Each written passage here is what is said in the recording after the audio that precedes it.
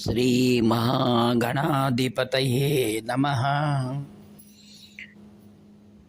శృతిస్మృతిపురాణానాం ఆలయం కరుణాలయం నమామి భగవత్పాదశంకరం లోకశంకరం. అపార కరుణా సింధుం జ్ఞానదం శాంతరూపిణం శ్రీచంద్రశేఖర గురుం ప్రణతోస్మి ముదాన్వహం. దేవే దేహే చ దేశే చ భక్త్యారోగ్యసుఖప్రదం బుధపామర సంసేవ్యం తం శ్రీజయేంద్రం నమామ్యహం. నమామః శంకరాన్ వాక్యవిజయేంద్ర సరస్వతీం శ్రీగురుం శిష్టమార్గానునేతారం సన్మతిప్రదం. సర్వమంగళమాంగళ్యే శివే సర్వార్థసాధికే శరణ్యే త్రయంబకే దేవి నారాయణి నమోస్తుతే. ప్రేమస్వరూపులారా, కాంచి కామకోటి పీఠం, సర్వజ్ఞ పీఠం, మూలాంనాయ పీఠం, 68వ పీఠాధిపతులు ప్రాతస్మరణీయులు శ్రీ శ్రీ శ్రీ చంద్రశేఖరేంద్ర సరస్వతి మహాస్వాములు వారి యొక్క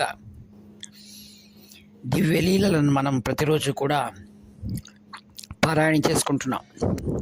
ఆ జ్ఞాపకాల వల్ల సమస్తమైనటువంటి దుఃఖములు తొలగి సుఖప్రదమైన జీవితం కలుగుతుందని పెద్దల మాట. ఒకానొక మారు స్వాములు వారు చిత్తూరు దగ్గర ఉన్నారన్నమాట. ఆ విధంగా అక్కడ ఉండగా మెడ్రాస్లో ఏం జరిగింది అనగా, ఒక ఆయన పత్రికల్లో స్వాముల వారి యొక్క కీర్తిని మరియు అనేక అనుభవాలను పేపర్లో వ్రాసేవాడు.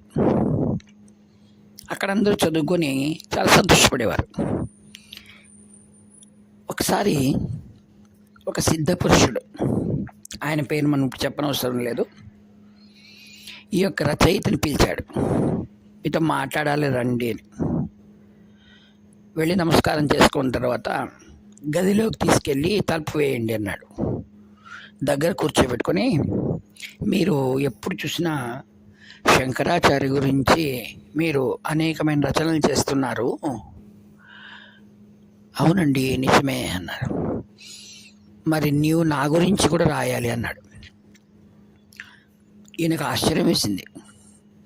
ఏంటిది, ఇలా ప్రత్యక్షంగా నా గురించి రాయమని చెప్తున్నాడు, ఇంత ఆశ్చర్యం, ఎవరు ఇట్లా అడగరు కదా.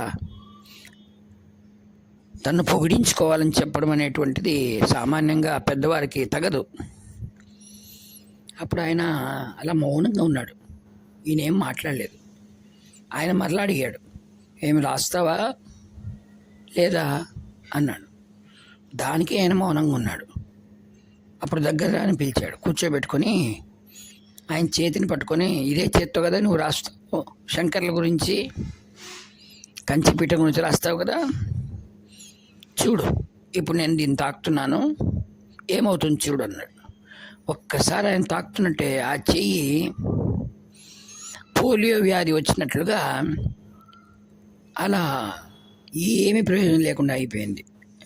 ఈ హఠాత్ ఘటనకు ఆయనకు భయం వేసింది, కన్నీళ్ళు వస్తున్నాయి. అప్పుడు అన్నాడు, చూసావా నా శక్తిని, గుర్తుపెట్టుకో, ఇంక మీదట నా గురించి రాయాల్సిందే, రాకపోతే ఏం పరిణామాలు అవుతుందో ఇది నీకు గుర్తుగా చూపించాను, సరే అని మరొక్కసారి తాగి యథాప్రకారమైంది ఆ చెయ్యి, వెళ్ళిపో అన్నాడు. ఆయనకి ఎంత భయం వేసిందంటే, ఆ రోజు రాత్రి 9 గంటలు జరిగిండేది ఇది. నేరుగా వాళ్ళ స్నేహితుని గదికి వెళ్ళాడు.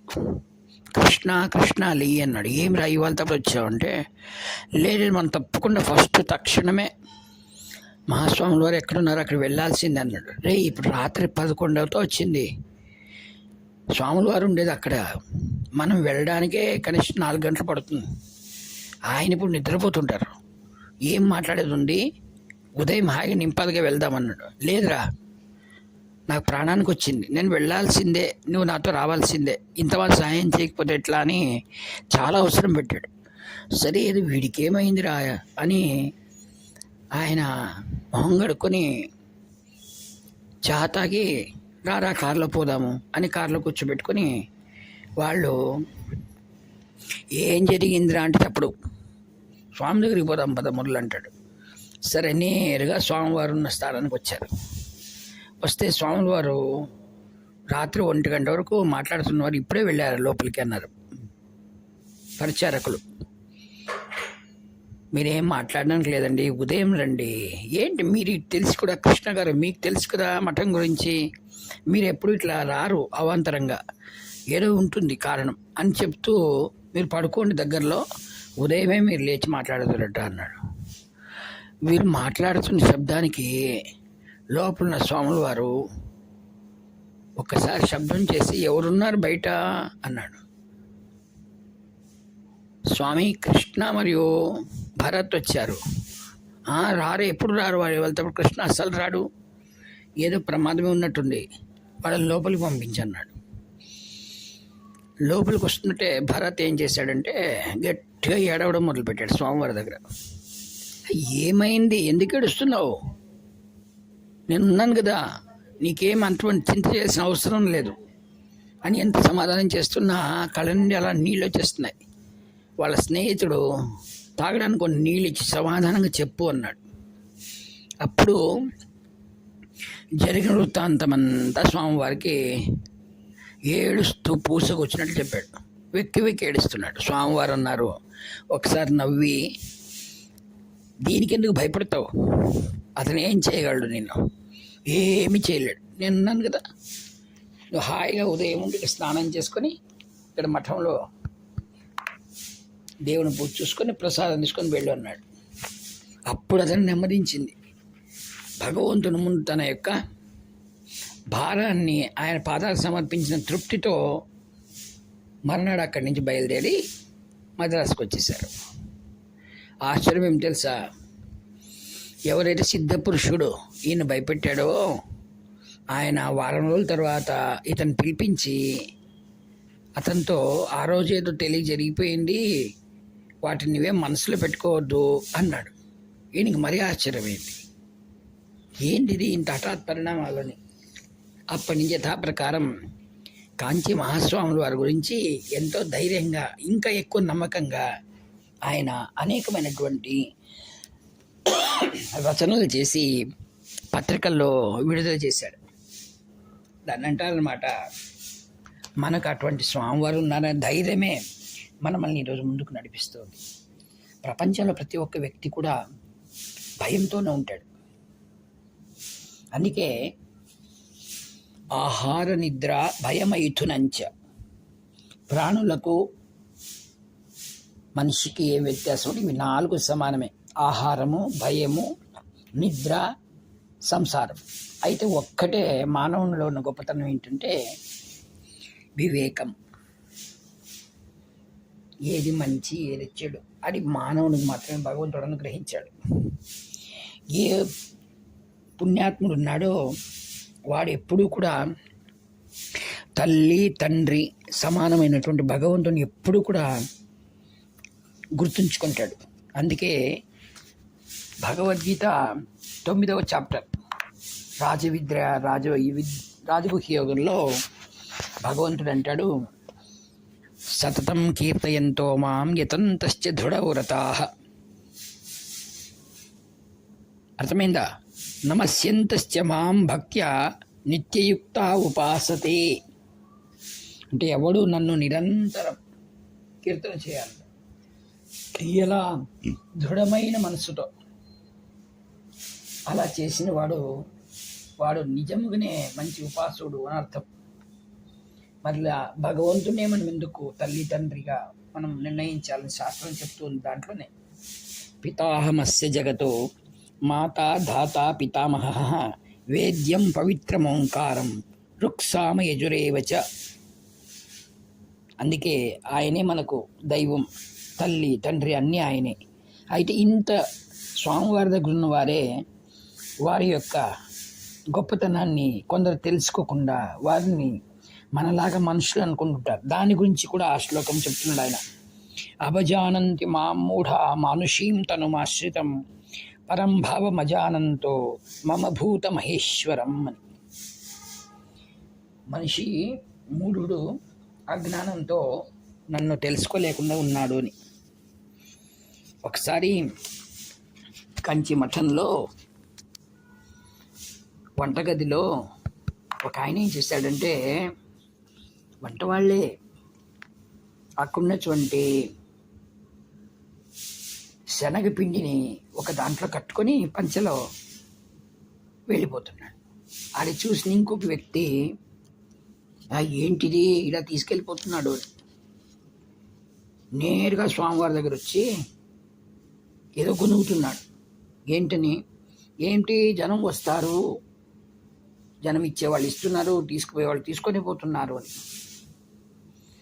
ఏమైంది చెప్పు, అలా ఏదో కొనుక్కుతున్నావే అన్నాడు.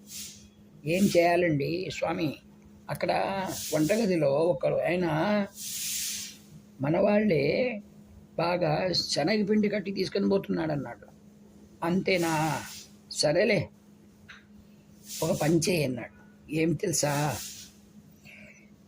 అటువైపు పక్క రూమ్లో నిన్ననే 10 లీటర్లు మంచినూనె వచ్చింది. దాంట్లో 2 లీటర్లు కొలుచుకొని వెళ్ళి ఆయన ఇల్లు నీకు తెలుసు కదా, ఇచ్చిరా ఇప్పుడే అన్నాడు. అదేం స్వామి, తీసుకుపోయిన తప్పు కాక మళ్ళీ మనం పోయి మంచినూనె ఇచ్చి రావడం అంటే, నేను చెప్పింది చేయి నీవు అన్నాడు. సరే అని మంచినూనె 2 లీటర్లు తీసుకొని ఆయన ఇంటికి పోయి గది తాళం కొట్టాడు. ఏమొచ్చావు అన్నాడు. స్వాములు వారికి నూనె ఇవ్వమన్నారు అన్నాడు. ఏంటిది నాకే నూనె ఇస్తున్నారు, ఏమోనండి స్వామివారు ఇచ్చిరమ్మన్నారు వచ్చానని. ఆయన కాస్త భయం వేసింది. ఆయన నేరుగా మఠానికి వచ్చి చెంపలు వేసుకుని, స్వామి నాకెందుకు నూనె పంపించారని. ఏం లేదు, ఒక్క పిండితో నువ్వు ఏం చేసుకుంటావు వడలు, నూనె కూడా ఉండాలి కదా ఇంట్లో, అందరూ చక్కగా చేసుకొని తినడానికి. ఇంకా మీదట నీకేమైనా కావాలంటే ఒక వస్తువు తీసుకుపోవద్దు, ఏ వంటకి ఏ వస్తువు ఏవేవో కావాలనో, పచ్చిమిరపకాయలు, కొత్తిమీర మరియు శనగపిండి, నూనె అన్నీ తీసుకొని పో, ఏం కానీ నీకు తక్కువ రాకూడదు, మళ్ళీ వాటి కోసం మీరు ఆలోచన చేయొద్దండి అన్నాడు. ఈ హఠాత్ పరిణామానికి ఆయన తల ఉంచుకున్నాడు. ఎందుకు, ఇది అందరిది, మీరు మాత్రం ఉద్యోగం జీతం కోసం చేస్తున్నారా లేదే. స్వామివారి సేవ, గురుసేవ చేయడం అంటే ఎంత కష్టమో నాకు తెలుసు. మీకు కుటుంబాలు ఉన్నాయి, మీ కుటుంబాల్లోనూ కోరికలు ఉంటాయి. ఇది మనదే, మీదే, దీన్ని కాపాడినా మనం ఏం చేసినా అది మీది బాధ్యత. ఏమీ విచారించుకో, నీవు ఇక్కడ భోజనం చేస్తావు సరే, పాపం మీ పిల్లలు, మీ భార్య, వాళ్ళంతా ఇలా వాళ్ళకు ఉంటుంది కదా.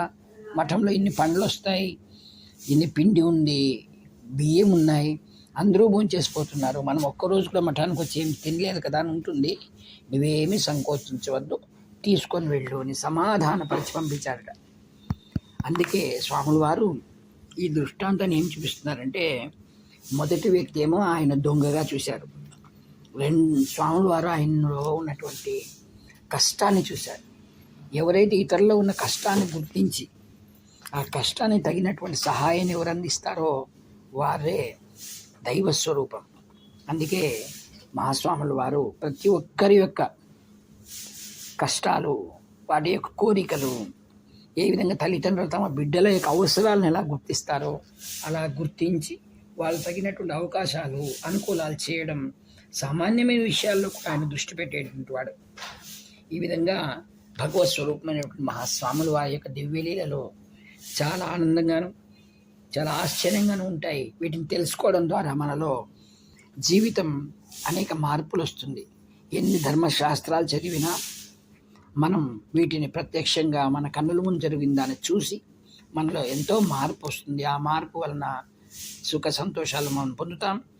ఇట్టి కీర్తన, గురు కీర్తన కలగడం మనందరి భాగ్యంగా భావిస్తూ, ఈ వాక్పుష్పములన్నీ కూడా ప్రేమతో వింటున్నటువంటి మీ హృదయంలో ఉన్నటువంటి సద్గురు యొక్క దివ్య చరణాలను నిరహంకారంగా సమర్పిస్తూ సెలవు తీసుకుంటాను. ఇట్లు మీ ప్రియతముడు నివర్తి నాగభూషణ్ శర్మ. హర హర శంకర, జయ జయశంకర్.